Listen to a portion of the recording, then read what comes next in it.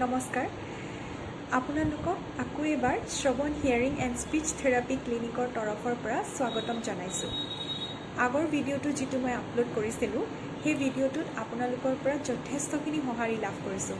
তাৰ কাৰণে আপোনালোকক অশেষ ধন্যবাদ। আৰু আজি এই ভিডিঅ'টো মই বেলেগ এটা বিষয়ত কৰিবলৈ লৈছোঁ।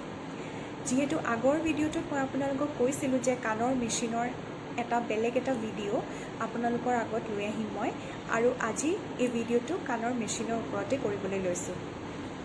তেন্তে ভিডিঅ'টো শেষলৈকে চাব। কাণৰ মেচিন যিটো আমি কওঁ হিয়াৰিং এইড, এইটো এটা সৰু electronic device, medical outer device, যিটো আমি কাণত পিন্ধোঁ।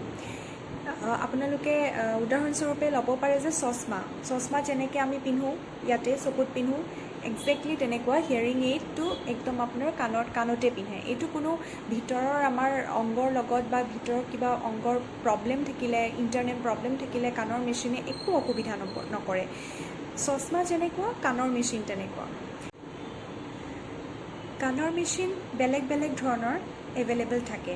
কাণৰ মেচিন যিটো আমি কওঁ হিয়াৰিং এইড বিভিন্ন ধৰণৰ টাইপছ আছে, মডেলছ আছে, বেলেগ ধৰণৰ হিয়াৰিং এইড এভেইলেবল থাকে। এতিয়া হিয়াৰিং এইডটো আপোনাৰ কাণৰ শ্ৰৱণ শক্তিৰ ওপৰত ভিত্তি কৰি আমি হিয়াৰিং এইডটো পেচেণ্টক দিওঁ। এতিয়া শ্ৰৱণ শক্তি কেনেকুৱা কি হয় আমি কেনেকৈ গম পাম? তাৰ কাৰণে এটা পৰীক্ষা থাকে। পৰীক্ষাটোৰ নামটো হৈছে পিয়'ৰ টোন অডিঅ'মেট্ৰি, থোৰতে আমি কওঁ PTA বুলি। এই পৰীক্ষাটোত কাণৰ যিটো আমাৰ শ্ৰৱণ শক্তি থাকে, শ্ৰৱণ শক্তি মানে শুনাৰ শক্তিটো কিমান কি হৈ আছে, এই পৰীক্ষাটোৰ দ্বাৰা গম পোৱা যায়। এখন গ্ৰাফ থাকে, যিখন গ্ৰাফক কোৱা হয় অডিঅ'গ্ৰাম। সেই গ্ৰাফখনৰ ভিত্তি কৰিহে আমি কাণৰ মেচিন এজন পেচেণ্টক দিব পাৰোঁ। এতিয়া মই আপোনালোকক কৈছোঁ যে কাণৰ মেচিন বেলেগ ধৰণত এভেইলেবল থাকে। এতিয়া মই আপোনালোকক দেখাব ওলাইছোঁ কাণৰ মেচিন কেনেকুৱা কি থাকে।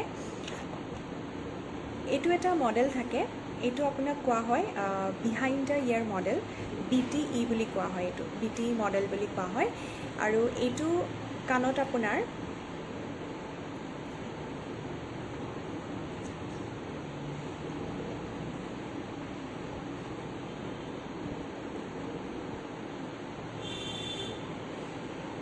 এনেকুৱাকৈ পিন্ধা যায়। এইটো আপোনালোকে দেখা পাইছে, কাণত এনেকুৱাকৈ থাকে। এইটো কোৱা হয় BTE মডেল। নেক্সট আৰু এটা মডেল আছে, সেইটো কয় RIC, receiver in the canal. এইটো model receiver in the canal. আৰু এইটো BTEতকৈ এইটো মডেল যথেষ্ট সৰু থাকে, আৰু ইয়াৰ টেকন'লজি ৱাইজো এইটো মেচিন ইয়াতকৈ অলপ টেকন'লজিটো বেছি হাই থাকে, মানে আপোনাৰ নতুন টেকন'লজিৰ হয়। এইটো কয় RIC। এইটো আপোনাৰ পিন্ধাটো একেই হয়, কিন্তু এইটো সৰু হয় অলপ।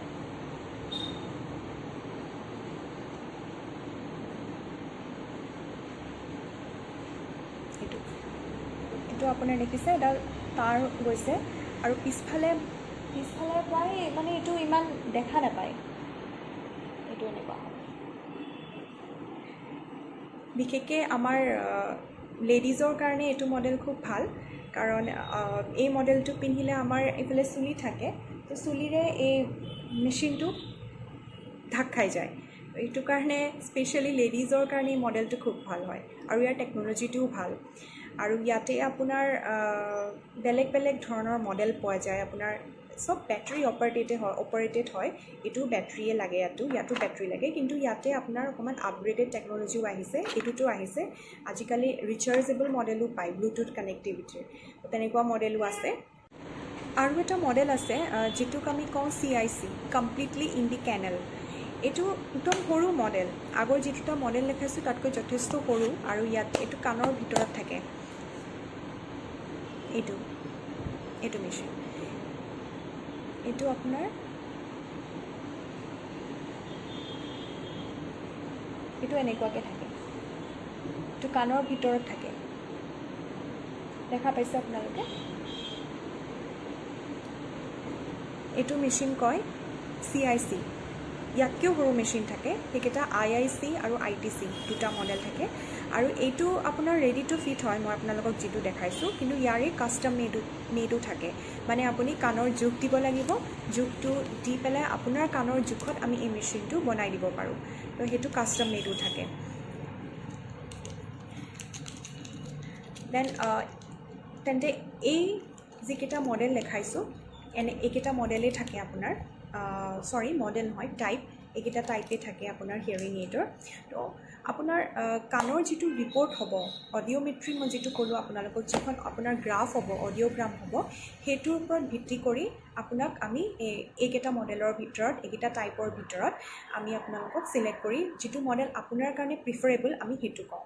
কাৰণ এনেকুৱা হয় যে বেছি লছ থাকিলে আমি এনেকুৱা সৰু মেচিন দিব নোৱাৰোঁ, বা কাণৰ ভিতৰৰ যিটো দেখালোঁ আপোনাক সৰু মেচিন, সেইটো মেচিন বেছি লছ থাকিলে দিব নোৱাৰোঁ, তাৰ কাৰণে ডাঙৰ মেচিন দিব লাগে। তেনেকুৱা বেলেগ বেলেগ ধৰণৰ কিছুমান ক্ৰাইটেৰিয়া থাকে। সেইকাৰণে কাণৰ পৰীক্ষা কৰাটো বহুত জৰুৰী মেচিন লোৱাৰ আগত। এটা মডেল থাকে যিটো কোৱা হয় পকেট মডেল। এইটো মডেলটো এনেকুৱা ধৰণৰ থাকে, এনেকুৱা আপোনাৰ এইটো থাকে, ইয়াতে এইটো এনেকৈ সোমোৱাই লৈ, এইটো আপোনাৰ ইয়াতে য'তকৈ পকেট চকেট থাকিলে তাতে আপুনি লৈ পেলাই নিব পাৰে। এইটো এটা ৱায়াৰ ওলমি থাকে, এইটো এনেকুৱা। আৰু এইটো আপোনাৰ দুটা ছাইডেও লৈ পেলাইও ইউজ কৰিব পাৰি, তাৰ কাৰণেও সুবিধা আছে।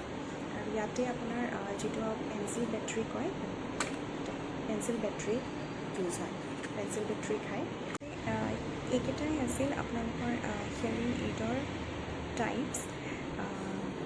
আৰু আজি মই যিটো কাৰণত ভিডিঅ'টো কৰিছিলোঁ, তো সেই ভিডিঅ'টোৰ কথা আপোনালোকক মই গোটেইখিনি জনাই দিছোঁ, হিয়াৰিঙৰ কেনেকুৱা কি থাকে। যদি আপোনালোকৰ কিবা জানিব লগা থাকে তেন্তে যোগাযোগ কৰক শ্ৰৱণ হিয়াৰিং এণ্ড স্পীচ থেৰাপি ক্লিনিকৰ লগত। আপোনালোকৰ যদি এই ভিডিঅ'টোৰ ওপৰত কিবা সুধিব লগা থাকে তেন্তে এই ভিডিঅ'টোৰ কমেণ্ট ছেকশ্যনত গৈ সুধিব পাৰে, নহ'লে মোক যোগাযোগ কৰিব পাৰে। মোৰ ফোন নম্বৰ, মোৰ ক্লিনিকৰ ডিটেইলছ আপোনাৰ এই ভিডিঅ'টোৰ লগত মই আকৌ এবাৰ এটাচ কৰি দিম। আপোনালোকে বিনা শংকাই মোৰ লগত যোগাযোগ কৰিব পাৰে। যদি কিবা কাণৰ অসুবিধা পাই আছে, শুনাৰ অসুবিধা, নহ'লে কাণৰ কিবা বেলেগ ধৰণৰ অসুবিধা পালেও আপোনালোকে মোৰ লগত যোগাযোগ কৰিব পাৰে। তেন্তে আজিলৈ এই ভিডিঅ'টো শেষ কৰিছোঁ।